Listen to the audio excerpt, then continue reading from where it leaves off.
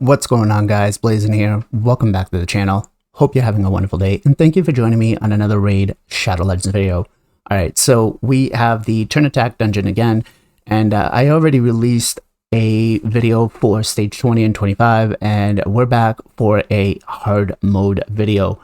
Just Night Revenants. And it's not as bad as I was expecting it to be. It's not a too much of a pay-to-win team, but we are going to be bringing in a particular epic champion from the Night Revenants. And, you know, I was kind of racking my brain on who I could bring in that was going to help us out. And it's an OG, Sepulchre Sentinel. And it's only because of her A2, right? She doesn't have a lot in her kit, but she brings that increased debuff, defense, and she brings that block debuffs, which is very important for us to take the first wave from the boss. So let's get into the run, and let me show you exactly what you have to do so you can get stage 10 hard mode done with Night Revenants only.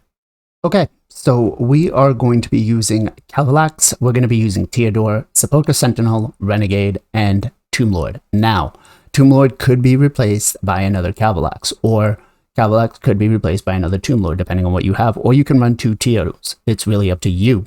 But the two that you're going to really need out of this to make this work is going to be Sepulchre Sentinel and Renegade.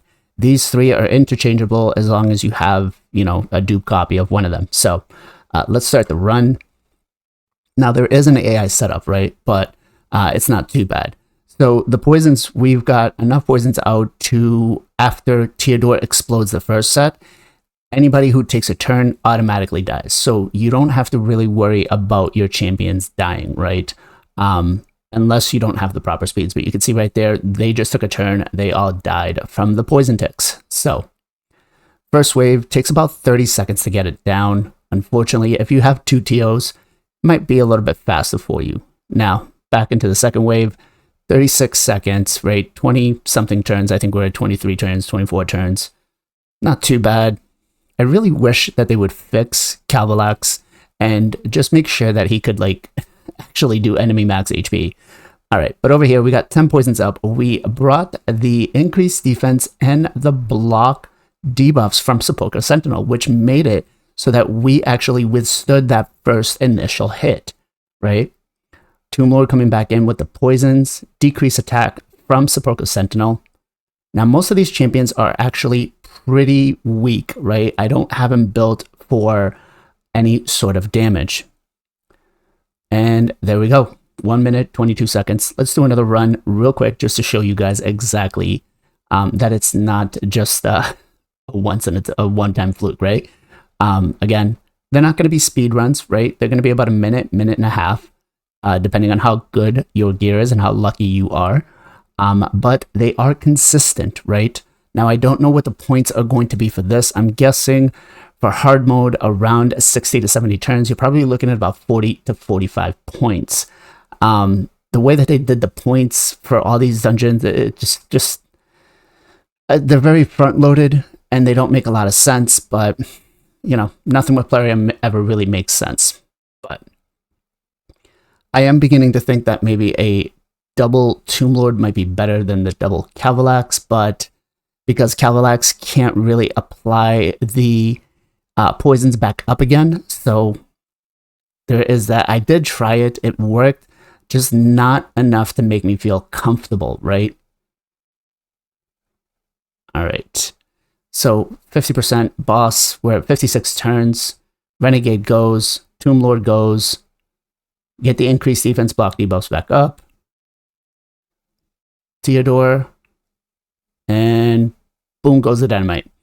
So 69 turns. I know it's your favorite number. Minute 27. Let me show you guys the AI setup along with the gear you're going to need to complete this dungeon. Okay, so let's start with the AI setup, right? Caligula. First thing he's going to do is we're going to turn off everything and just use the A1, right? You actually don't even want the A3 being used at all whatsoever. Neither does the A2. Just the A1 to increase the duration of the poisons. Sepulchre Sentinel basically isn't going to do anything but her A1 until she gets to the boss, and then you prioritize her A1. That's it. Theodore, he's going to open up with the A2 A2 round 1 and then prioritize the A3. Same thing for round 2. You only want him applying the poisons one time. When you get to the boss, he's going to do the same exact thing, but then he's going to prioritize the poison explosion. So basically the same thing all the way around, right? As for Renegade, Renegade is going to open up with the A3 or A1, whatever you want her to do. The A3 opens up, it's less animation, and then we're not actually going to use the A3 on the first wave. We're going to use it on the second wave, right? And then once we get from that, you really just want to use it opener and then close it in case she gets a refresh proc or something to save it for when you get here. And then when you get to the boss, you want to prioritize her A3, right? Now, as for Tomb Lord, we're going to open up with the A2, both on wave 1 and 2. We're going to turn off everything else. Then when we get to the boss, we're going to basically do the same thing. We're going to open up with the A2, turn off the A3 because we don't want to put the decrease attack or the defense. So let me show you how I have them geared. All right, so let's talk Theodore. Theodore is looking to be in a regen and immortal set. You could use bolster if you have it. It's really up to you. Refresh accessories are going to be best for him if you have them, but don't sacrifice the EHP, right? Now, as for stats, what are we looking for? Well, we have him at 81k HP. You're going to need a minimum of 80k, right? I wouldn't try to go any lower than that. We have 3.1k defense. 3k defense is the minimum. 257 speed. The faster, the better, as long as you can get to some of these stats, right? Now, the only other thing we really care about is having enough resistance to try to mitigate whatever poison damages we're going to take, and then accuracy, right? So we want a minimum of 350 resistance, and as for accuracy, you're probably around the same thing. The resistance, I would try to push it at least up to 400, right? As for skills, we do have them fully booked. If you have a Theodore, you're going to book them. You're not going to regret it, right? Brimstone is the mastery or the blessing that we did take for him. Now, as for masteries, we did go straight for the solo dungeon farmer. We did go down and take Oppressor. We did take Sniper. We did take Spirit Haste. We did take Cycle of Magic. We did take Lord of Steel. We also took from the defense tree Retribution, along with Delay of Death and Resurgent. All right, so let's talk Tomb Lord, right? We have him built with a speed and perception set. So he's basically used on my hard mode Fire Knight team, right? Refresh accessories, sorry. Wouldn't be a bad idea, but you don't really need them, right? As for stats, what are we looking for? Well, we basically have him built out for kind of like a hybrid build, right? So we have 49k HP, 3.3k attack, 2.7 defense, 280 speed. You need 100% crit rate on him, right? No matter what. 213 crit damage. And we don't care about resistance. And we got 366 accuracy. That is enough to land any debuffs he needs for hard mode dungeons. As for books, we do have him fully booked. For this strategy, we only really need the A2 booked. That's it. Brimstone is going to be the blessing for him. And then masteries wise, we did go down to a Giant Slayer. We did take Kill Streak along with Methodical and Bring It Down. We also did take the support tree and took Master Hexer. We did take Evil Eye, and we did take Lore of Steel along with Swarm Smiter. Okay, so Calvalax. Basically, all we really cared for is making sure that we had accuracy, right? We don't care about the sets that he's currently built in. We do have him built with a one-piece protection and one-piece stone skin, but it's not really needed, right? What did we do for a build? Well, we built him just kind of whatever, to be honest. Until this champion gets fixed, we don't really need him to do anything else than his passive. So A3, his passive puts the 4 poisons up, so we just want to make sure that we have enough accuracy. The less speed, the better, right?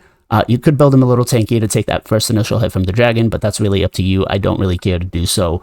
The moment he dies, it's less animation for me, right?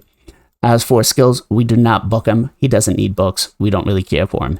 Masteries-wise, we did go down and we took some masteries, right? Because we had him already, but they're not needed. But if you did take masteries, you could take War Master, you could take Methodical, you could take Bring It Down along with Cycle of Violence. Taking Sniper does help. Taking Master Hexer extends the poisons, so that does help as well too. And then taking Evil Eye is also not a bad thing. All right, so let's talk Renegade. Renegade is in a reflex set. I really think that this is going to be her best set, to be honest, if you're going to use it for hard mode dungeons. We do have 2 refresh accessories on her. If you can get 3, even better, right? The more refresh procs, the more poison explosions that Theodore can do, the better. Now, as for stats, what do we have? Well, we basically built her a little tanky, right? So we got 58k HP, 1.9k defense, 205 speed. So she's the slowest one out of all except for Caligula, right? 49% crit rate and 111 crit damage. We don't really care about either one of those. We don't care about resistance or accuracy in the build. As for skills, we do have her fully booked. We did take Phantom Touch. Now, for masteries, you don't really need them. But if you do have some, War Master works out well, Methodical, along with Bring It Down. And then if you go to the support tree, you take Sniper, you take Master Hexer, along with Evil Eye and Lore of Steel. Okay, so last but not least, we have the MVP of the team, Sepulchre Sentinel. And we have her built in a bolster and speed set. The bolster is going to give us a little more survivability during round 1 when we take those initial hits, along with the increased defense and the block debuffs. Pretty much guarantees that we are not going to die. Now, stats-wise, what are we looking at? Well, we have her built pretty tanky, right? That's all we kind of cared for to take that hit. So 54, almost 55k HP, 3.4k defense, 255 speed, right? We made sure that we had enough accuracy to land that decreased attack if we needed it. And that is it. You don't care about resistance, crit rate, or crit damage. Now, as for books-wise, we did fully book her. You only really need the 1 book in her A2. Other than that, it is what it is. Blessings-wise, there's nothing really that I would suggest. Maybe Iron Will or Chainbreaker could help, or maybe Commanding Presence. It really depends on what else you're going to use her. I don't think she's specifically a clan boss champion, so it's not like I would really go out of my way to put a blessing on her unless I pulled one. Now, masters-wise, again, you don't need them, but if you did have them, we just basically went standard clan boss masteries.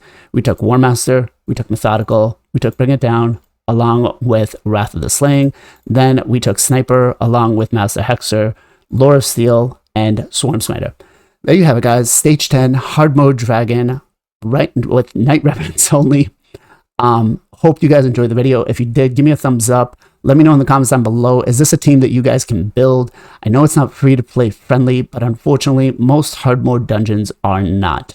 Until Plarium starts giving us a little more of some epic champions that can put some poisons out, we're kind of stuck with this, right? So, as always, much love, much appreciation. Be safe, be well, be good to each other, and I'll catch you guys on the next one.